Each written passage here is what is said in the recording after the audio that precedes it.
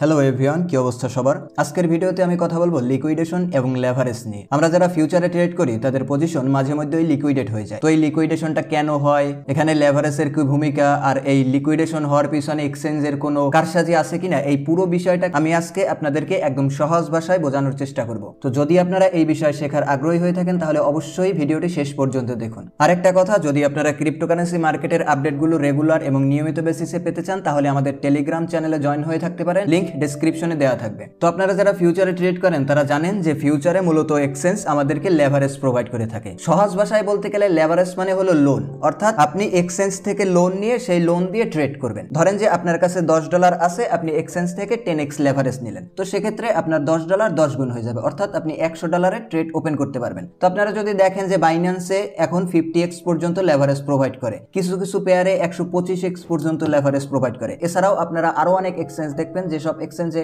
400x 500x পর্যন্ত leverage provide করে। So exchange গুলো এই লেভারেজ প্রোভাইড করার পিছনে কারণ হচ্ছে যে যাতে আপনারা এই এক্সচেঞ্জে আসেন, এখানে ট্রেড করেন, আর যখন আপনারা এখানে ট্রেড করবেন তখন আপনারা ট্রেডের জন্য যে ফি প্রদান করবেন এক্সচেঞ্জ মূলত এই ফি দিয়ে প্রফিট করে। সো এই জন্য মূলত এক্সচেঞ্জ গুলো লেভারেজ প্রোভাইড করে। এই লেভারেজ নেওয়ার কারণেই মূলত ফিউচারে আমাদের পজিশন গুলো লিকুইডেট হয়ে যায়। আপনাদেরকে যদি এই বিষয়টা আমি একটু প্র্যাকটিক্যালি একটা এক্সাম্পল দিয়ে বোঝানোর চেষ্টা করি তাহলে আপনাদের জন্য বুঝতে একটু সুবিধা হবে। ধরেন যে আপনার কাছে ইনিশিয়াল ক্যাপিটাল ছিল $10, অর্থাৎ আপনার যে মার্জিন সেটা হলো $10। আপনি এক্সচেঞ্জ থেকে 10x লেভারেজ নিলেন, তো সেক্ষেত্রে আপনার টোটাল ক্যাপিটাল হলো 10 × 10 অর্থাৎ $100। এখন আপনি যেটা করবেন, আপনি এক্সচেঞ্জকে এই $100 দিয়ে আপনার জন্য একটি পজিশন ওপেন করবেন। সো আমরা যখন ফিউচারে ট্রেড করি তখন কিন্তু আমরা অ্যাকচুয়ালি কোনো কয়েন বাই বা সেল করি না। আমরা যেটা করি যে কয়েনের প্রাইসের উপরে প্রেডিকশন করি, এবং এই প্রেডিকশন করার জন্য এক্সচেঞ্জের সাথে আমরা একটা কন্ট্রাক্ট ওপেন করি এবং এক্সচেঞ্জ আমাদের জন্য ওই কন্ট্রাক্টটা ওপেন করে রাখে। সো এখন আপনি $10 এর উপর 10x লেভারেজ নিয়ে আপনার ক্যাপিটাল হলো $100, এবং আপনার যে ব্রোকার, সেই ব্রোকারকে আপনি $100 দিয়ে বললেন যে তুমি এখন এই $100 দিয়ে আমার জন্য একটি কন্ট্রাক্ট ওপেন করো।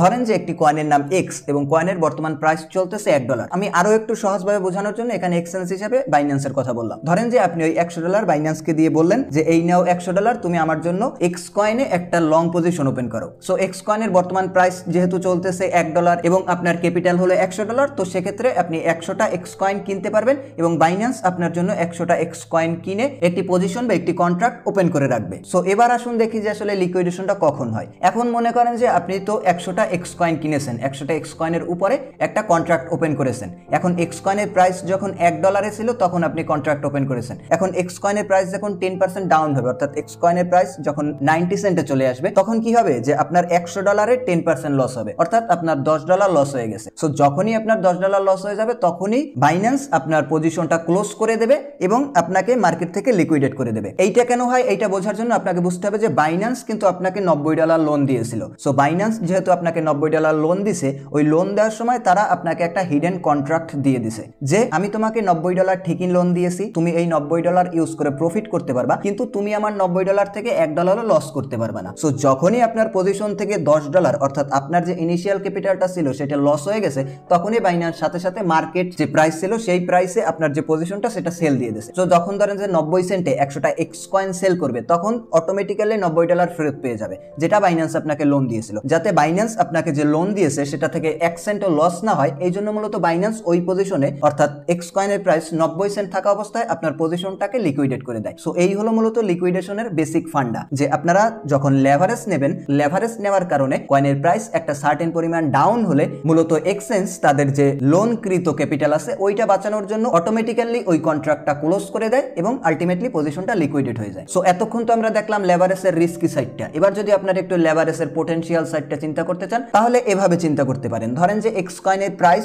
$1 থেকে 90 সেন্টে না গিয়ে $2 দিকে গেল। তো যখন X কয়েনের প্রাইস $2 গেল তখন X কয়েনে মূলত 100% পাম্প হয়েছে, কেননা X কয়েনের প্রাইস আগে ছিল $1, এখন হয়েছে $2, অর্থাৎ X কয়েনের প্রাইস দ্বিগুণ হয়ে গেছে। সো X কয়েনের প্রাইস যখন দ্বিগুণ হয়ে গেছে তখন আলটিমেটলি আপনার যে ট্রেডিং ক্যাপিটাল ছিল অর্থাৎ $100, ওর উপরে আপনি 100% প্রফিট পাবেন, অর্থাৎ আপনার প্রফিট হবে $100। সো X কয়েনের প্রাইস যখন $2 গেল, আপনার পজিশন তো তখন চলতেছে, তখন আপনি বাইন্যান্সকে বললেন যে এবার এক কাজ করো, তুমি এই যে $2 করে 100টা X কয়েন সেল দাও। 100টা X কয়েন যখন $2 করে সেল দেওয়া হবে তখন সেখান থেকে মোট যে ডলার পাওয়ার পাওয়া যাবে সেটা হলো $200। বাইন্যান্সের লোন ছিল $90। সো বাইন্যান্স তাদের যে $90 সেটা ফেরত নিয়ে নেবে এবং বাকি যে $110 থাকবে সেটা আপনাকে ফেরত দিয়ে দেবে। তো এক্ষেত্রে আপনার ইনিশিয়াল ক্যাপিটাল ছিল $10 এবং আপনি ফেরত পাচ্ছেন $110, অর্থাৎ আপনার প্রফিট হচ্ছে $100, অর্থাৎ আপনি আপনার ইনিশিয়াল ক্যাপিটালের উপরে 1000% প্রফিট পাচ্ছেন। কিন্তু আপনারা যদি একটু দেখেন যে কয়েনের প্রাইস মাত্র 2 গুণ হয়েছে, অর্থাৎ কয়েনের প্রাইসে মাত্র 100% পাম্প হয়েছে, কিন্তু আপনার প্রফিট হয়েছে 1000%,